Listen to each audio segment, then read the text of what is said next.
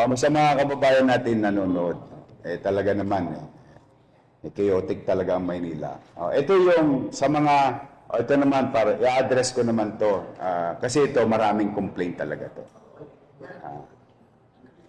Nakikiusap yung mga mamamayan na nagigising sila sa gabi. Dala ng ingay ng mga tambucho ng motor at ginawangan racing circuit ang Manila. Dahil do sa modified exhaust o muffler ng mga motor. Nag-abiso naman ako ng isang araw. Baka hindi pa nila napanood. So help me share this information. Bawal na po sa Maynila ang modified muffler or open pipe. Kung ano man yan. Kung hindi yan issue by standard at malakas, masisequester po yung mga bagay na yan. Dahil, karapatan din ng tao ng pangkalahatan na sa hating gabi, mahimbing siyang matulog. Galing na nga sa trabaho, puyat, pagod, nabasa ng ulan, nabaha. Sakit na ng traffic pa. Matutulog na lang, na gigising pa natin, na didisturbo pa natin. So, ang punto namin bilang gobyerno, again, wag na ninyong gawin yan. Saka sayang lang. Gagastos lang kayo yan, wala namang kapararakan. So, yesterday, last night, through the effort of our officer, Colonel De Leon, at mababang loob, Major mababang loob. Napakababang loob nito. At ang ating mga PNCO o police. Ito na. Ito yung sample. Teka. Ayan. Ang gaganda. Ang mahal siguro nito.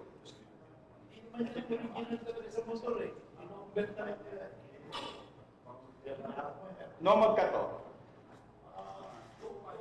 Mga 50,000?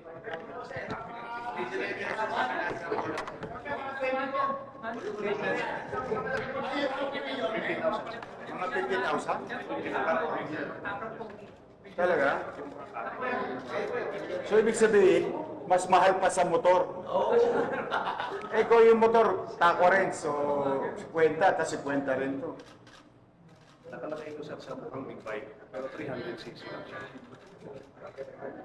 Sayang naman, no? Unnecessary.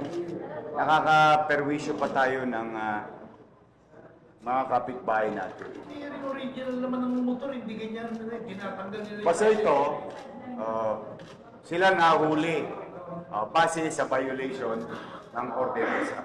Hindi sa kapritsyo, sa ordinansa, existing ordinance in the City of Manila. So, pinatupad lang ng mga lespo natin itong violation ng ordinance. Ano yan, iniligari? Ha? Iniligari. Hindi, meron silang gamit May pang-testing sila Kagabi nakita ko yung report sa akin. May pang-testing sila. Yung decibel. Decibel meter. Oo. Ano bang normal na lakas? Based doon sa mga technicalities natin, the national standard decibel is 99. Ngayon, pag sinukat po namin ito, that emits sound at sumobra po sa 99, that is a violations na po ng ating ordinansa. Kaya, kinoconfiscate na po namin. Ordinansa? Ini-implement po namin yung Manila Ordinance 8772 in the nation's Executive Order number 4 ng ating Sereneo. May reklamo pa o kaso yung mga nahulihan nyo or warning lang muna? Tinikitan po natin ng OBR, ng city government. Magkano penalty? Based doon sa ordinansa natin, first offense is 1,000, second offense 2,000, third offense is 3,000. Pero yan sa yung mga nahuli nito, which areas? Marami. Iba-iba pong lugar sa Manila po because it is spearheaded by the District Tactical Motorized Unit, yung mobile ng Manila natin.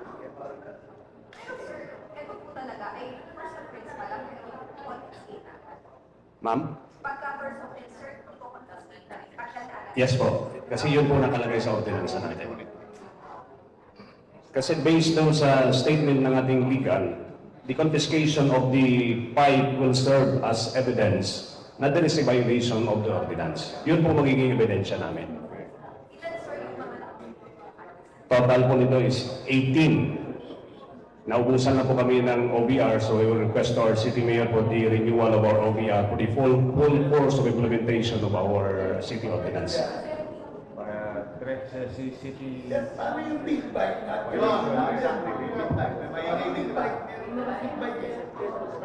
I-clear ko po yung question natin regarding doon sa big bike. One paragraph of our ordinance exempted po yung mga big bike kasi nakalagay po doon is 400cc at is exempted. Kasi pag ginawa po natin na palitan natin yung mga pipe, sasabog po yung makina because it is designed as open pipe. So doon sa ordinansa natin, exempted po ang 400cc up and those po tinatawag natin ng mga big bike. Oh, yung ordinansa, the heart of the ordinance, is yung nakakapamerwisyo ka at mali yung gamit mo, minodify mo. Oh, yung pagbebenta, ay hindi naman namin na pinagbabawalan. Hindi nag-iingay yun. Oo, hindi naman nag-iingay. Oh, it's the commission of the violation of the provision. Kasi pwede naman yan, Maynila. O, halimbawa, walang ordinansa sa ibang lugar, hindi na ako magbabanggit. O, dito bibili. O, dali nila sa probinsya. O. But for the meantime, the people of Manila deserves quiet nighttime. Quiet and peaceful nighttime. In fact, kahit sa daytime, masakit pa rin sa tenga yan. But generally, nadidistorbo talaga ang utaw sa gabi, yung oras ng pahinga. Yun yung concern namin. Kasi yun yung request ng taong bayan.